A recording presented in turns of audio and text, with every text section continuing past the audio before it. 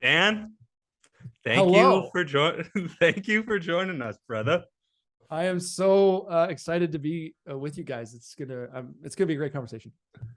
So for a quick little background, Dan is I guess I don't want to call him my life coach, but he is a life coach that I use.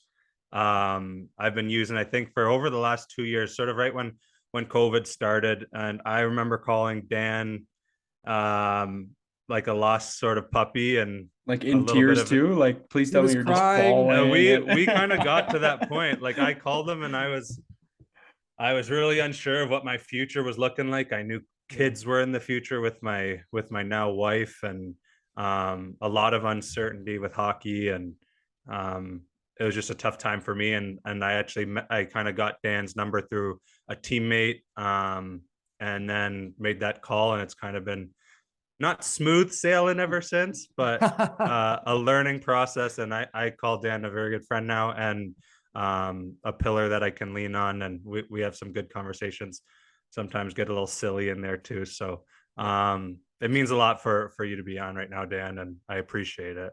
Yeah, no, I'm really excited. I I know I'd be curious around people's reactions to the term life coach because I actually never used that term, largely because what we do is a little bit different. But there still is a stigma around. I mean, even you guys talk a lot about mental health too, like a stigma around any sort of development or self reflection. The other problem too is that there's lots of Uber drivers who are also life coaches, but and that doesn't do well for the industry. But yeah, I work with a company called Novus Global. Actually, I'm the director of a division in that company called Novus Global Sports. So we have coaches who work with athletes in the NHL, the MLB, the NBA, the MLS, the Premier League, and the NFL. So all the sports leagues.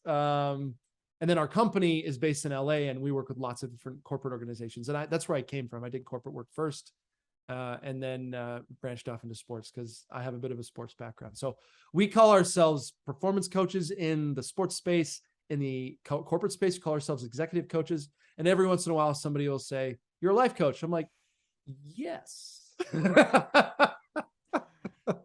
Yeah, it's a really dry way of putting it, I I know, guess. eh? Yeah. But yeah, it's I'm excited to get to spend some time. Is there anything you guys want to know about me before we do something a little different on this show that you guys normally do? yeah, talk about a little plot twist coming up. I guess for me, like talk about your ultimate fuel to be able to, coach, to whether it's executive coach, performance coach, life coach. Yeah. I mean, all the titles, but what was that original fuel? Riley and I chatted briefly about, your schooling past is completely kind of different than I Yeah. guess what you landed on. So we don't have to dive too much into it, but just like that fuel to help. Yeah. So the fuel, it's gonna sound a little strange, but the original fuel is despair. And I think that's pretty common for people who change their lives in any sort of meaningful way. It's usually they hit some sort of rock bottom of relationship or career, and they're looking for a change. We like to talk about in our company that you don't need to hit rock bottom to change something. If you work with one of our people in organizations, we'll create an artificial rock bottom, so you don't have to hit it. You can just change anyway. But I did an undergraduate degree in medical research. I was a speed skater, a competitive speed skater in Canada, at a pretty high level, and I was depressed out of my mind. And I wasn't performing, and I was blaming a lot of the circumstances I was in. I was feeling a lot of pity for myself, and then through about a 10-year journey from that moment to when I joined the company I work with now, was about exploring different avenues of trying to fix that or deal with that. And then I was fortunate enough to stumble into being a part of a startup that was just getting going and learning what we do now with people. And it's been a wild ride. But yeah, despair. Now the fuel is it sounds cliche, but or not even true, but I legitimately get to work with people and see them regularly do things they thought were impossible for them. And that is the best way to spend my time. I can't think of a better way to spend my time than helping people break through, athletes break through different levels of performance. People create things in their lives they didn't think they could create. So yeah. think it just shows too, like the power of like helping other people, and like now you get to do it for a living, right? And Crazy. it's almost like that's a lot of like what we work on is like how I can kind of get out of my box and Yeah. make those other areas of my life better, which kind of the bulk of it is making sure I'm helping my wife, I'm helping my family, or I'm help, and I Yeah, think kind unload of the that just dishwasher for once. Eh? I saw Keisha's once. did you see that? Yes, unload it. I feel like there was maybe a subtle jab in there at me, That's exactly what I thought. And I don't know if you saw, but it's Keisha's Instagram. Is it today's story? No, it might have been from last night. Okay, Just I might have missed it. talking about like worst household Sure. chores to do, and it was just like a picture of how she's constantly unfilling and filling the dishwasher. So It is weird how life is like that. Like there's like a yeah, constant, I clean the thing up that I just cleaned up that I Yeah. just cleaned up. Like it's yeah, yeah. No, yeah, but for sure. I was gonna say the cool thing, the other cool thing about about my job is a lot of people do performance consulting or coaching as individuals.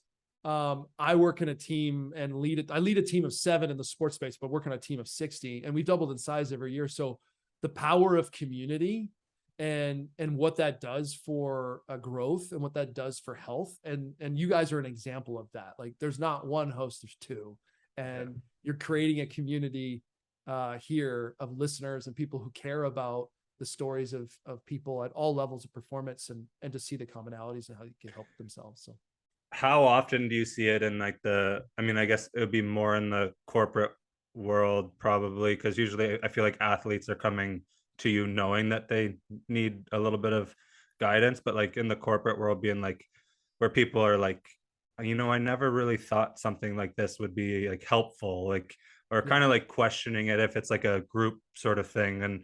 And then when they go through it, it's like a little bit of a light bulb moment where like, wow, like this stuff is actually really powerful. Yeah, we regularly experience that. There's often I find people who aren't curious to be the least interesting people I know. Yeah. And often they're not curious for a reason too. There's like a lot of defense mechanisms that are built into us. We like certainty because to be curious and to not know, there's a lot of fear there too for people. So one of the things that has been really helpful, and I think you guys are experiencing this, like when you're in your environments of playing in the NHL, or Tyler, when you're traveling and speaking to people, there are people who are, it's almost like your thoughts are a threat to them, or your new way of seeing the world is like disrupting what's normal for them.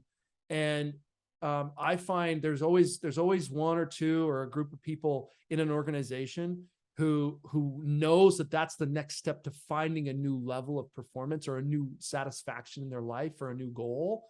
And often what ends up happening is a few of those people start the conversation, and then others kind of catch up to it.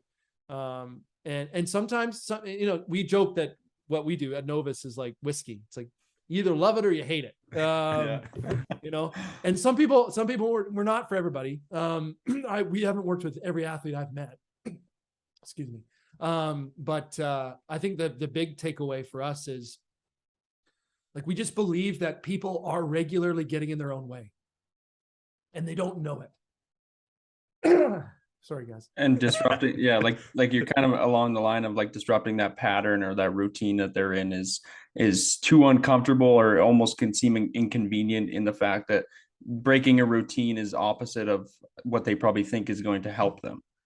Yeah, well, and this is what happens is comfort is great for a vacation when you're resting.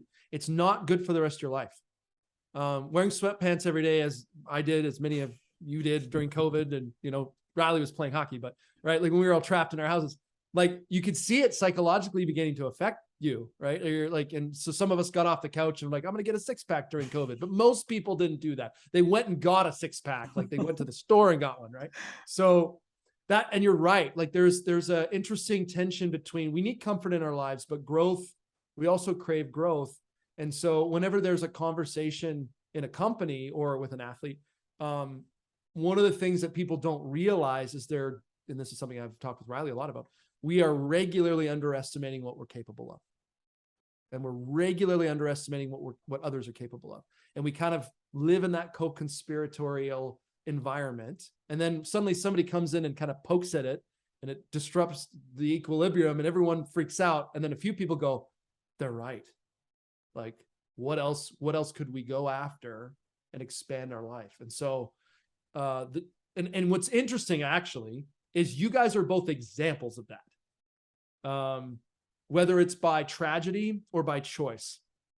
And I'm excited to actually get into that. So I think too, like we can touch on, because I think this hits on it, like something that we talk about. It's I mean, I don't want to give up too much of our conversations, but like those survival needs that we talk about, right? Like how your brain's wired to be like, they want to be right. So it's easy for you to tell yourself like, this is the right thing to do. I'm going to sit on the couch and watch Netflix. This is the right thing to, and like all those things that's kind of, you don't think are a big deal. Like they add up and they're easy things to do. Like it's easy to eat bad. It's easy to get in these binges of TV shows, easy to go out drinking, whatever. But like the things that are hard are the things that are like usually like the healthiest too, right? So there's always a challenge there. Well, like the old saying, Rome wasn't built in the day. The full saying is Rome wasn't built in the day, but they were laying bricks every day. They were. Yeah. I think the inverse is also true. Rome doesn't fall apart. It's not like the whole house collapses all at once. It collapses slowly through those little things that start kind of creeping in, and we're not watching for it. And then all of a sudden, it's like a relationship, right? Like people get, the marriage blows up. It doesn't blow up overnight. It's all these things that add up over time. So yeah, you said it really well, Riley. And it's been fun watching you guys step into a space to facilitate conversations with people about their stories. And because I think if you listen closely, you hear, and I know you guys have, but you see the themes of kind of the moments that make us are often the moments that are hard, right? They're the moments that invite challenge. We had to go beyond ourselves. And I'm sure if people go back and listen to episodes, they're going to hear that consistently through a lot of the conversations. Yeah, for sure. I feel like this is a perfect segue. I almost think we need like theme music right now, like Dan. But anyways, I'm now playing an Uno reverse card. And I think you guys, all listeners, will enjoy it a little bit. Obviously, we bring on guests to, hear their journeys and be able to connect with their journeys and resonate with stuff. But we have the great pleasure of being able to be somewhat interviewed by Dan today. We're going to invoice him after the show for all of this work here, but I think we're going to hand it off to our boy Dan to, let him make sure the listeners are into our lives as well. Not just the guests we bring on, but we want to make sure that, we're being vulnerable and we're helping facilitate these conversations while also, being on the front lines of it as well. So. Yeah, no, I'm really excited because I have listened to the podcast, and you guys get stories out of people and you hear their story. But I know, having spent a little bit of time with you, Tyler, and a lot of time with Riley, like there's some serious stories in both of you guys. So why don't we start? Yes, we're flipping the script. I'm now the host. You guys are the guests. Welcome to the podcast. Welcome to Speak Your Mind. We're gonna get Riley and Tyler to speak their minds, which is a pretty cool experience and a little different for them. So hopefully it'll be interesting to everybody. I'm pretty sure it will be. So really first, can maybe just to set a little bit of the stage, rather than going really far back into history, how did you guys meet? Yeah. So we started the podcast. We started with TorchPro. Danny Healy and I, as Danny's a member of the TorchPro crew. We started doing this. This idea came out about doing a podcast about mental health, kind of telling your story and whatnot. Ty was our first or second guest. Yeah. So Riley did his show where he kind of opened up and, talked about his story. And then one of my good friends down here, Loren Mercier, knows Danny a little bit and actually connected me with them to be their first guest. And hold on. So you're the first guest, and somehow from that you moved to becoming a host. So that there's low expectations. No promises, guys. But no, I'm not expecting that at all. You guys got a good thing going on. But Tyler, I'm curious, Riley, what about Tyler in that interview had you wanting him to be a part of what you're doing? Like you saw something there. What did you see? Yeah, I mean, I think after the show we were just like, wow, like that was actually like, it was really good. I mean, he's so well spoken and clean with his words and everything. And then like just like kind of stepping back to think about it, like what Ty has gone through was something unfathomable, and the way that he like represents himself now, and like his willingness to help other people now, was so admirable, especially too at like he's young. Like I'm 30. I had to think about that. I'm 30 years old. Ty, what are you? 24, right? 24, yeah.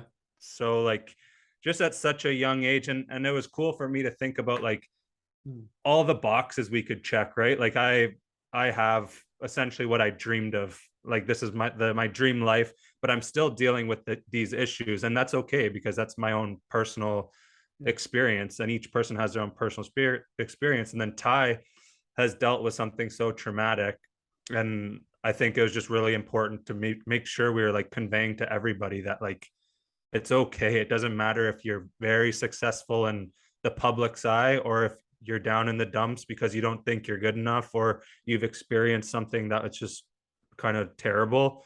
Like we just open up and we'll all get through it together. So that's kind of what we thought after our interview with Ty, and kind of just gone from there. So Ty, there's a little tire pump. So you're welcome. Oh yeah, they are full, baby. Oh, your head. I don't know if your head's gonna be able to fit through your door. Going, leaving your room. We'll send out pins to pop. Yeah. Well, Ty, so obviously to kind of flip it just for a second, and then we're going to kind of get into more of the historical background, but like you'd agreed to do this. So what about Riley and what was going on grabbed you? Like, why did you decide to join? I think, honestly, one of the major things that helped me along the way was seeing athletes come out with their struggles. To be honest, like seeing DeMar DeRozan, seeing Carey Price, seeing Jonathan Drouin, and the fact that Riley was, wanting to do this. It wasn't a case of he was the guest on the podcast. Like it was the case of he's the host and he wants to do this and wants to continue these conversations while he's still playing. I think that really intrigued me. And for me, it was a case of, okay, like, do I co-host a podcast about mental health with a guy who plays in the NHL? Originally, I was like, I can't say no. And I think, ever since, it's been a really fulfilling journey. It's crazy to think that, Riley and I have only met 2 times in person, but we've had some incredible conversations. And I've told this many times, but like, I'm learning new things every single time we do an episode, and I'm able to input it into my speeches, or I'm able to input it into kind of my daily life. And I have a sheet, or like probably a 12-page document that keeps growing about like quotes from Joe Hawley or quotes from this or whatever it is. And I think to, just be able to continue doing this it's what I want to do. And I've now really embraced the passion. At first I was scared. At first I was skeptical, but back to the fact that Riley wants to do it as a guy who plays in the NHL in front of thousands of people every night. For him to be able to put himself in that eye in front of everybody, I was like, I want to be on board. Yeah, that's awesome. And I'm just realizing that if you've only been with Riley twice, that means that one of those times was with me. 3 times. Oh, yeah. I guess 3 times. 3 times. Okay, Boston, 3 times. Boston, Seattle, and Calgary. Yeah. That's true. Yeah. So yeah. It is amazing how technology has changed the way we can build community. Like I don't work with any. What's ironic is my personal practice. I don't work with anybody in Calgary. Like nobody who plays for the Calgary Flames, and I'm in Calgary. So it does allow us to create way more powerful, larger communities. So just let's go back a little bit. And so Riley, maybe start with you. I'm just wondering, can you tell me about the first time you experienced a thought of like, oh, I might have an issue, or I might have something I'm concerned about when it comes to myself and my own mental health, and the moment where this became more real for you personally? Maybe it wasn't you, maybe it was a family member, but I'm just curious, like what kind of drew you into this conversation? Yeah, like, first sort of feelings about, or like with these kind of like anxiety, depression, I think were the 2 things that hit me the hardest.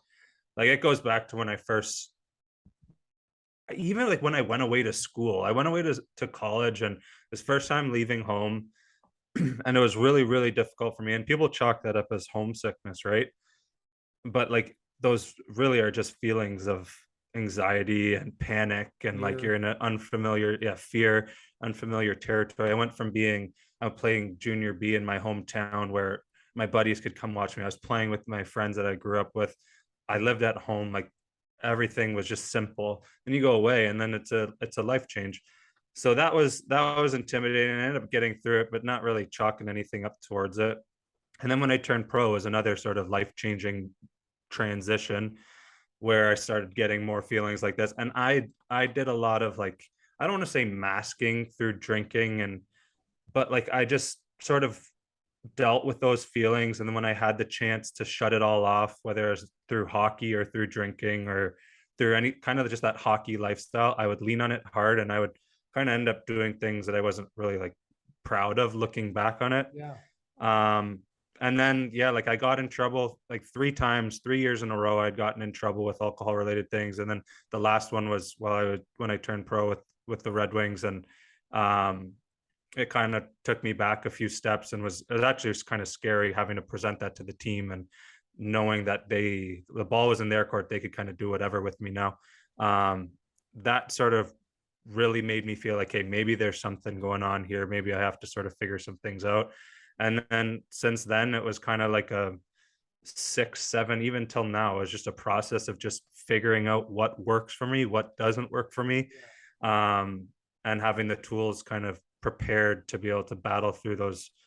I'd go through panic attacks and bouts of depression and just trying to get out of those, whether it's leaning on people and talking to someone. I've talked with a therapist for a while now. I talk with you. So it's just all these little tools that You you talk learn with along me the way. too.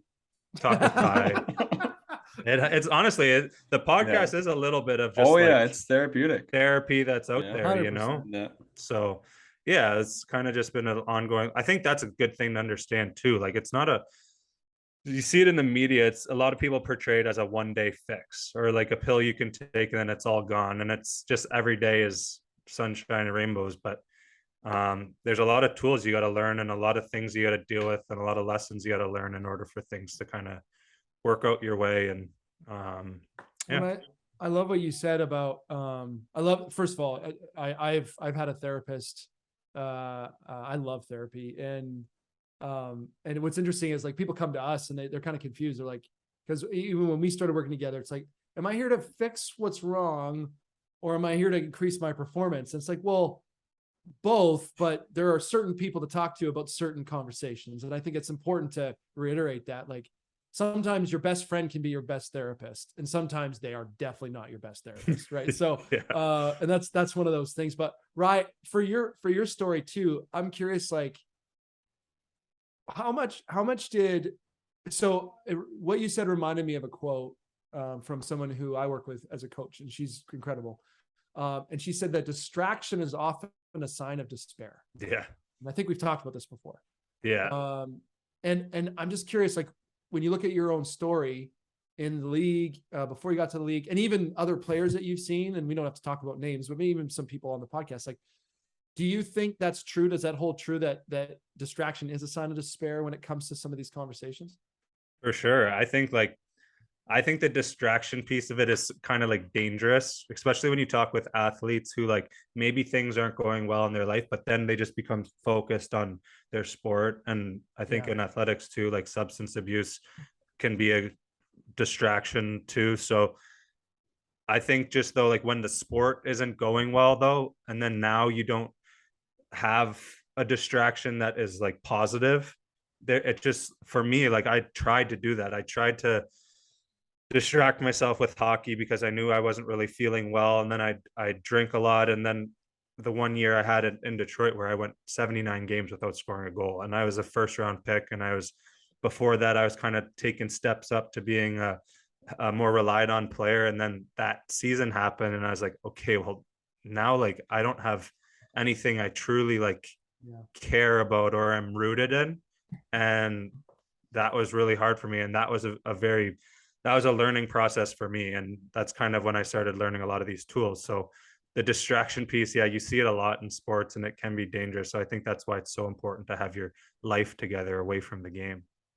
How has becoming a father and a husband or being in a committed relationship changed this conversation for you? I'm curious about how that's evolved.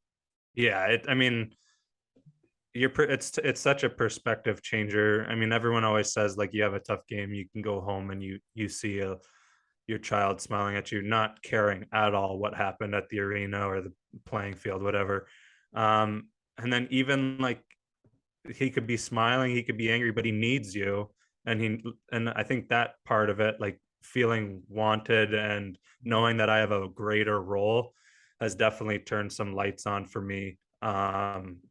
And it's just such a cool, like, doesn't matter how bad your day is going, like if when I can see my little guy laugh and look at me, like you can tell he's looking at me like I'm his role model, and it's so powerful. So I know there's things that are more important than what goes on the ice. So And just so feel free, like if we're going a direction you don't want to go, feel free to interrupt me. Just be like, oh, we're not going to talk about that. But I'm curious because I know, like I'm trying to parlay what I know backstory from people who don't know you. How did you feel about becoming a father 2 years before it happened? oh man, I kind of hit on it when I said that that's kind of our first conversation was sort of about fatherhood, Mhm. right? And I was so intimidated and I was like, I'm not ready for this. And I knew my wife would be coming up with her, and I needed to respect that it was her body and she was ready for it. But like, I mean, I think hockey sort of gave me an out to a little bit of immaturity, and gave me an out to a little bit of like not having to sort of take care of my life outside of the game. And at that point, I was just really, really intimidated by it. And hockey wasn't going that great for me at the time. So I was just kind of in a sort of, I was stuck. Um, so yeah, like I think about that me until now, and it's actually kind of crazy the transition that's happened, and what I see now is important, and Yeah. how my values have changed and things like that. And the other piece of that puzzle I'm curious about too is like, and I want people to know this story because I've had a front row seat, like kind of riding shotgun in that journey with you and seeing the transition. But I think the principle is so powerful. It's like you were scared, you were afraid that you would screw it up or that you wouldn't be, like there's all these fears coming up around. And I don't know, Tyler, I'm sure you've had moments like that too, or you have that imposter syndrome. It's like I have the imposter syndrome in my own life, right? And one of the principles I think that's so incredible to slow down and notice is that being an imposter, having that feeling is often the evidence that you're stepping into your next level of greatness. And the fear that you're not going to be able to I get the fear of like, oh, maybe I can't do this. Usually you're wrong and you can. Like I've seen, man, Riley, I've seen so much more groundedness in even, here's the question. How has that new perspective affected the way you perform on the ice as an athlete? Yeah, it's opened things up and eased pressure, which translates into just being more at peace while you're playing, looking at the understanding why you're playing, like kind of seeing the positives. And I mean, we always talk about just noticing things, like notice the crowd, notice the kids standing on the glass at warm-ups, just like totally enthralled in what's going on in front of them, like just those little things that you become way more present. And I mean, we say that, I feel like people say that a lot in the mental health space, be present, but like when you can actually get there and acknowledge what's going on around you, I think it's helped me a ton. So yeah, Well, and like I even think that's, go ahead. I was going to say, even recognizing when you're numb. Yeah. Like, I don't think people recognize when they're numb. I think, and that's part of that presence conversation, but Yeah. I know And I'm even bad at it. it goes to like what we talked about, just like with helping people. Like I think one of the things that we've talked about, like when I'm numb or when I'm kind of just in my own head, it's like just get out and talk, even like on the bench, talk to my line mates. Like who cares if it's just absolute bullshit, just talk. And then if it's like, if I'm able to be out in public, or like just do something nice for someone, like doesn't, it could just be a simple like go a little extra further in conversation, or hold the door, help some, like just like so many things that are available out there to help people with. It's just like what we can do for other people that I find that helps me get out of my own box sometimes. Yeah. The thing that we talk a lot about, and we talked about this too, Ryan, and if you're listening at home and you want to take a note on it, it's like, what does it look like to participate even more in your own life? Right. Yeah. Which is great. So Yeah. Tyler, your story is different, very different, because it, like, Riley's, and I know 99% of people listening to the episode right now probably know your background, know what happened with the Humboldt bus crash, know about that.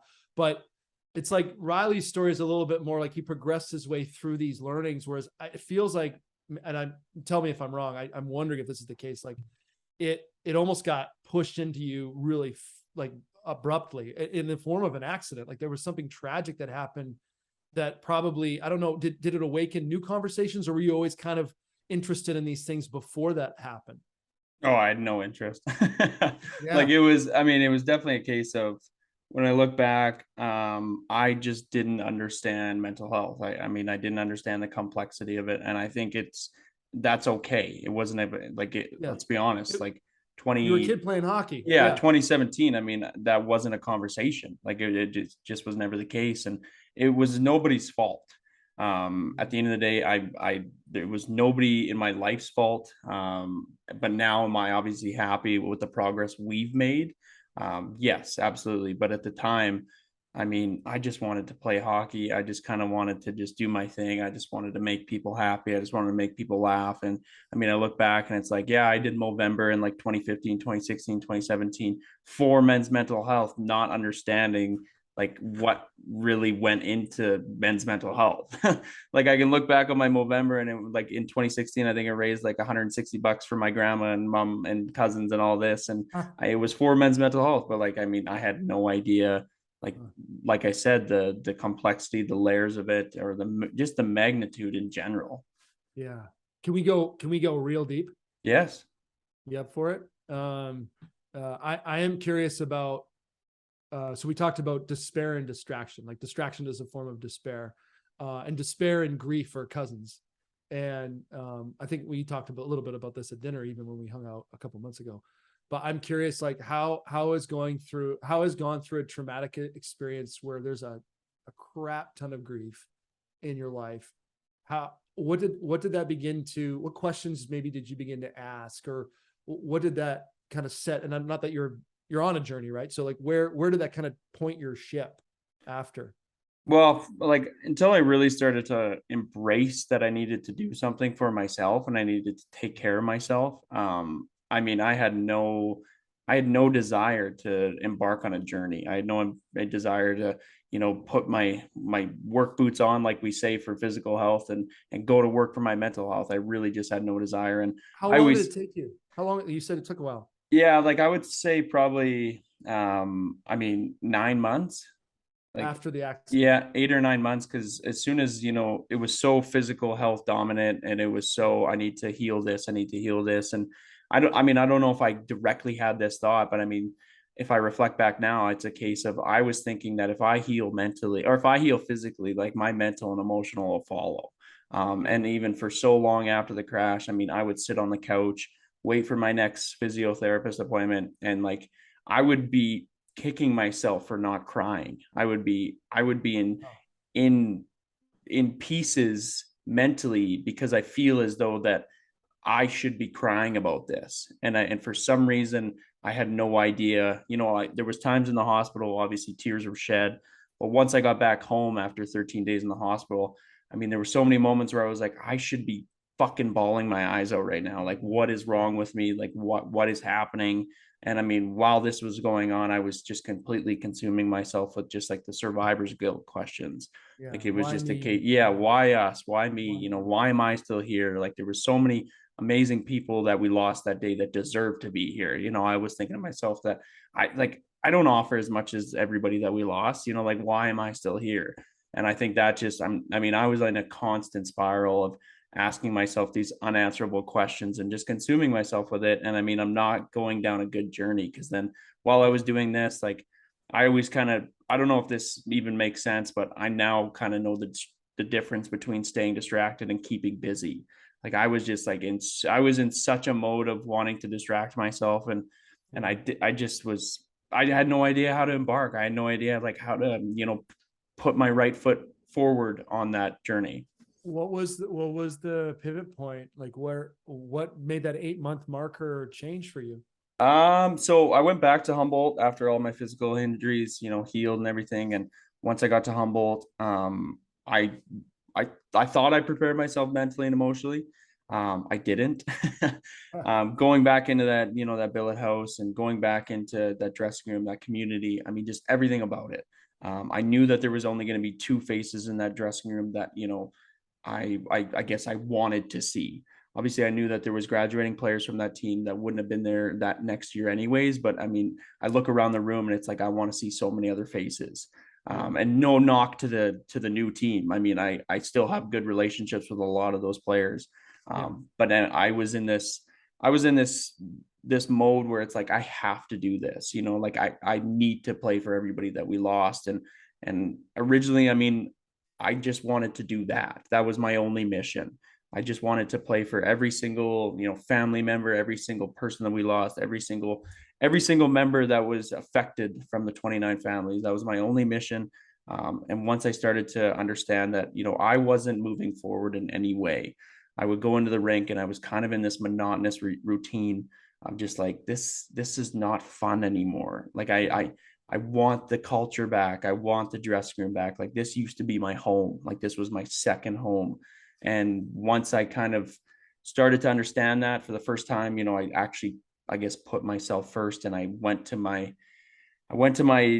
my parents and I was just like, I'm not having fun anymore. And after I started to, put these thoughts into my mind, I went to my billet parents who I love dearly, like my second parents. And my billet mom, just, gave me a big hug. And she was the one that said, you're going to promise me that you seek help, because she could see how much struggle I had. And I mean, when I started to understand and recognize that, my loved ones are really starting to be deeply affected because I'm losing my identity and everything that I've been trying to mask. That was the kind of the moment. Obviously, there was some influential phone calls the next day to make sure that I wasn't letting anybody down by leaving Humboldt. And Tyler, one of the things that's so evident to me as we're talking about it is the default. I wonder if other people listening to this might go there too, is like the default is I'm going to put all of the weight of what needs to be fixed on my back. And I'm going to be the solution. I'm going to be the hero. I'm going to play for all the guys we lost. And in the midst of that, you're describing losing yourself. And you said it like to put yourself first. It seems so counterintuitive. It seems like, oh, that's selfish. Like that's not the way you're supposed to do it. And it seems like that moment, and then having somebody who loved you, your billet mom, like, hey, like you need to go get help. Like, like it's just amazing how I think often there's such a resistance in us around saying, like, I do actually need to spend some time on me. And so you decided in that moment to do it, or did it take some time? I mean, I wouldn't say directly in that moment. Obviously, there were some steps to be had after that, but I think ultimately making the decision to leave Humboldt and having those conversations. I mean, I'm not gonna say, I don't know where I'd be today, but at the end of the day, I really don't know where I'd be, because I mean, in my head, I was like, I can stick this out for the next 30 games. Like I have no problem just, prolonging this suffering. And then once I get home, I can start to put one foot in front of the other. But at that time, like I said, it was for everybody that was involved that day. And I mean, now I can look back, obviously, and be proud of myself for even making it back. But at that time, I mean, I wasn't thinking in that light. I just wanted to, I just wanted to do what's best.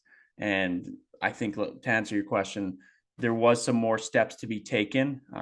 But like that really did propel me on that path. Because I mean, to see someone who loves you so much and the look in their eyes when they just know that, they want to help so much, but there's obviously so much you could do in such a unique situation. So good for your billet mom too, though, right? Like I feel like a lot of people, no matter how close you are to someone, it's really hard to actually like confront and say it, because like you don't want to bog the person down, or all these things come up in your head, right? You don't want to like make them feel this way. You don't know how they'll perceive it. But like when it comes from someone that's so close to you, like it's the best eye opener, right? Oh, it Like hits it's different. It hits yeah, different. Yeah, when somebody's like, "Hey, I love you enough to tell you this," yeah, like Yeah. it's, you can tell, like, I think it's such a great, I heard a great definition of courage that I love, and it's and there's lots of definitions of it, but courage is when you take a risk for another person, and yeah. that's such a good example of that happening in action. So Tyler, you what did you do? Did you go see a therapist? Did you get grief counseling? What was the process of doing that? Did you started a podcast? Like there's, what did you do? Yeah, I think I just started to, obviously, I mean, we were in a place where it wasn't like I had to, go get a job right away and just get back to real life. We were fortunate enough to, I mean, I just still to this day, I just can't, I'm appalled by the support and the love that we received. And so honestly, I just went home and just tried to relax for once. I just honestly tried to, open my mind and find some peace. And then I started to, I mean, I wish I honestly wrote down more things, but I chose the therapy route, which was ultimately very scary for me. But I mean, What still to this what day, was scary about it, Tyler? I think just like the stigma around it, because I was like, nobody in my life does this that I know of, at least. And I was like, why would I go into a room and talk to a stranger about all my problems that I don't talk to with my people that I love? Like Yeah, what was gonna fuel that fire for me to go sit in that room? yeah, But that's just one of the many misconceptions that I think I had in this yeah. before I started to, take care of myself. Did it take you a couple times? Like, did you go to a couple different people to find the right fit? Was it a journey, or did you like click right away with the first person you talked to? I was very fortunate. I clicked right away with the first person I talked to. And the biggest thing for me was like I just You're a wanted hard guy to click with too, eh, Ty? to. I was just gonna say, yeah, you're very unagreeable and kind of an asshole, really. Yeah, yeah, unconventional. But I mean, honestly, because I didn't really know what kind of anticipations I had or expectations I had going into that room. But for me, like I just wanted to feel comfortable. Like if I wanted to swear, I was allowed to do that. If I wanted to just sit up with my knee up and just chill, then I'm allowed to do that. But I also wanted somebody that would challenge me in a sense where it's like, not a graceful challenge. Like my therapist was really good at being able to be like come on, like fucking figure it out, like this is you, like come on. So I mean, that was one path I chose. And I mean, believe it or not, I actually went back to play hockey too. I played in my hometown for my junior B team, and I played with a bunch of buddies I grew up with. I was able to find a love for the game again. And I'm not Yeah, saying that I completely lost that love, but it was a case of I didn't really know what to do, and I still felt like I wasn't playing for myself, and I wasn't able to just have fun. So once I was able to go back and play junior B and have no kind of worries in the world, I just loved hockey again, and I think that ultimately ignited my fire to still be involved with the game. yeah, man. It's I'm just reminded, like, so if you're listening to this and you've gone through any level of grief or loss in your life, and it's the sad truth, and maybe it's not sad, but it's just the truth is we all do at some point. Like I didn't experience any sort of real personal loss until I was about 34, and I'm spoiler alert, I'm older than both of you.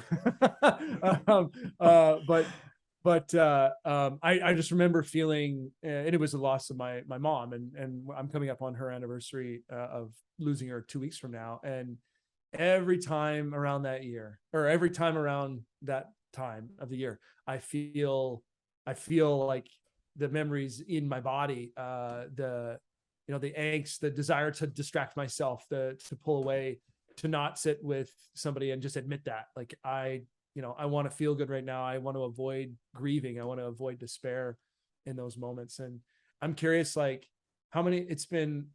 This is crazy too, because actually I was working with the Swift Current Broncos with our team when the bus crash happened. So, and a number of the players on that team had friends on the bus.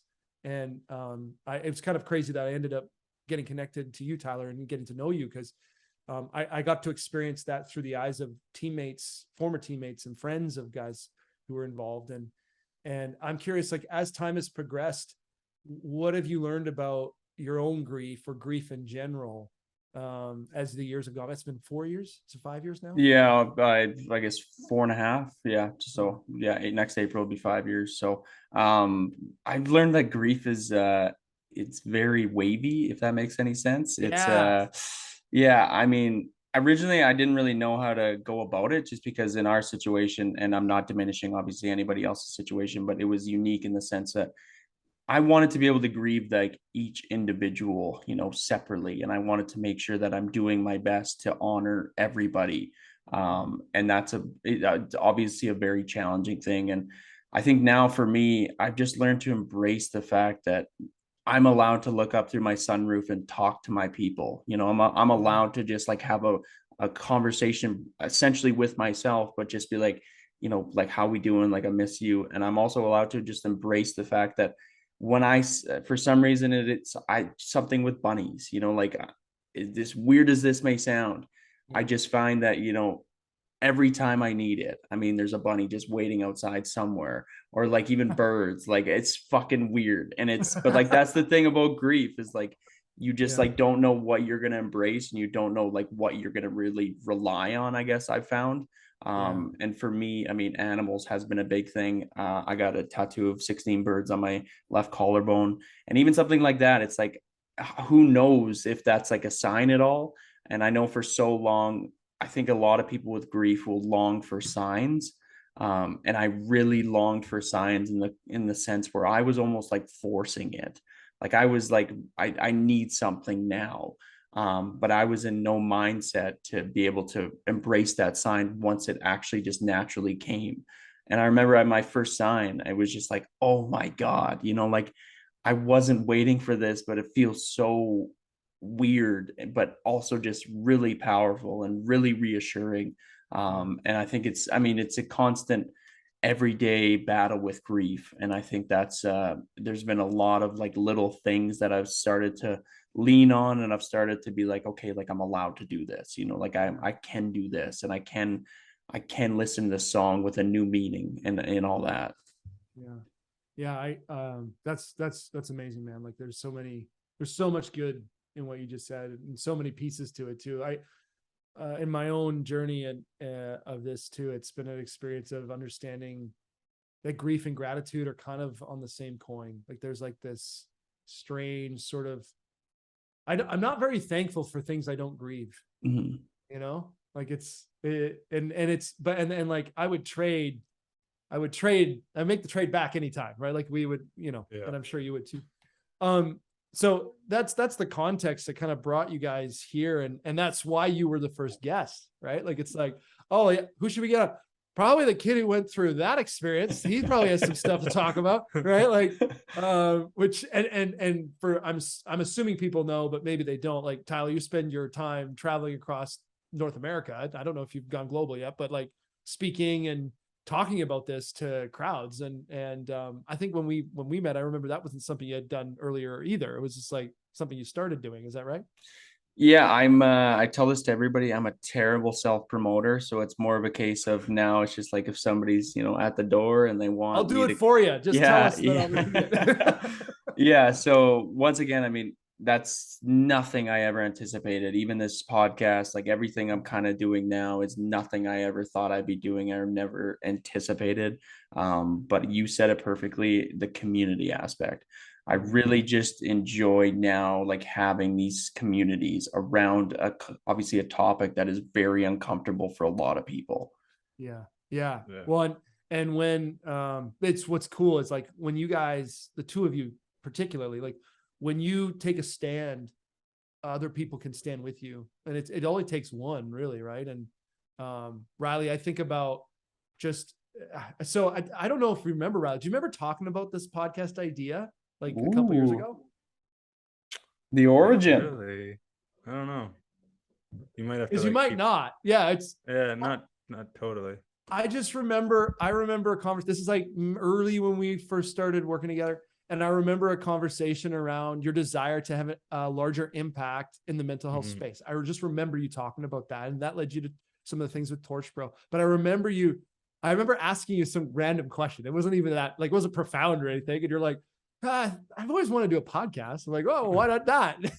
And you took it and ran. Like, man, you like, not only did you run, like you've created an environment where some of the best athletes in the world and artists have come on and talked about things that there's really not a lot of platforms. They're not going to, you know, Entertainment Tonight's not doing, or ESPN's not usually doing long-term interviews about what people are going through.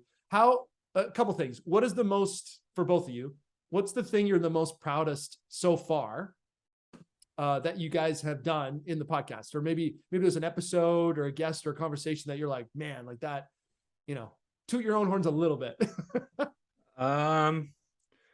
Episode wise, I don't know, like it's tough to, I enjoyed we did one most recently with Mark Borowecki, and it was just nice to get a guy that like people perceive as being so mean and like on the ice he's just so hard to play against, and you just never know, like he's mysterious, and he comes out and he talks about very similar experience that I had, except not like specifics, not, I guess. So that I really enjoyed that one, and it's Did he always tell nice me to the just story about rescuing somebody out of a car? yeah. Oh, Yeah, yeah. he had a couple good stories. I haven't listened to that episode yet, but I know guys on that team, and they told me about Mark like rescuing somebody on somebody's car. And Yeah, showing up he's with, like a bloody.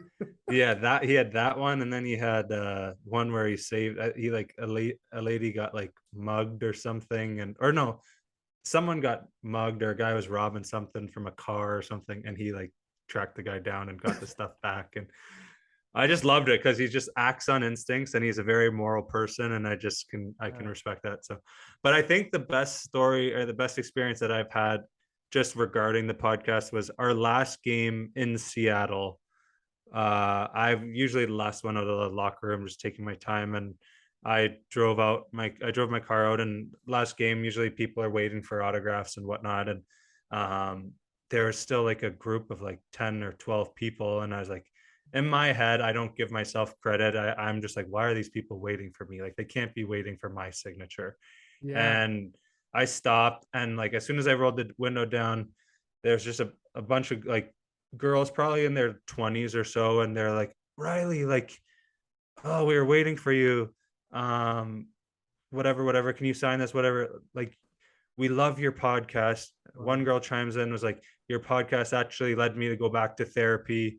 And just like talking, and you could tell like they were very like artistic and very like curious, like what we talk about, and it was just like really meaningful that people were actually that engaged in what we had to say, and enough that they went back out and got help and trying to live a healthier life. So that was really cool for me. When I was driving home, I really like thought about it. I was like, wow, it might not be goals and assists that I'm chasing now, but to be able to affect someone like that was pretty cool. Yeah, that's massive. Ty, how about you? Yeah, that's good. It's hard to boil it down to obviously one episode to start with that. There's been a lot that is just like, it's like an awakening for a lot of the episodes we had, and like in the best way possible, because it's for me, it's different because I mean, I never played professional or anything like that. So, I mean, as much as I understand, obviously, the grind a little bit, I mean, I don't fully get it. But to have these like deep conversations with these people that, I mean, I never thought I would be having conversations with about this is just like, what? Like, What is this life? yeah. And honestly, for me, I've really started to understand how important the authenticity of things can be. And I think Riley and I can both agree that the only reason we want to keep doing this, and the only reason that we will keep doing this, is if we're 100% authentic about it, and being able to, you know, set those boundaries, but also just understand that we are completely imperfect, and we can do this, and we can hold space for this, and we're allowed to.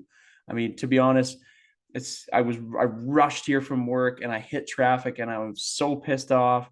And then I get on, and I'm like, I'm so tired. I didn't prep at all. But then it's like, now, like looking back, I'm like, this was an hour of my life that I really enjoyed. And this is something that I want to hold space for, and I'm allowed to hold space for. And It's not a case of, Riley and I are coming on the podcast every time and bawling our eyes out about, what's going on in our lives. But I think for me, it's That just, would be an interesting yeah. podcast, though. Yeah. Just like Yeah. an hour of crying with Rye and Ty. We could call it that. That's good. But I think it's taught me a lot of things and a lot of different values that I guess in your everyday life you overlook, even something as simple as empathy. To really be able to empathize with these various individuals who have completely different stories and empathize with them around a topic like this. It's very fulfilling, and it's profound to think that we're on episode 25. It's wild. Is this the 25th? Yeah, I think so. 25th anniversary, baby. Yeah. Episode anniversary. I don't know if that's a thing. But the thing that strike, I don't know if you guys watched UFC at all, but there was a fighter who got up and talked about suicide. What's his name? Pat? No, Patty the Batty. Patty the Daddy. The Batty. Or the Batty. The Daddy. I don't know what his name is. We'll fix that in post. That was incredible. Well, and it was, it's heartbreaking, right? Because the reason he's saying that is somebody's dead. Mm-hmm.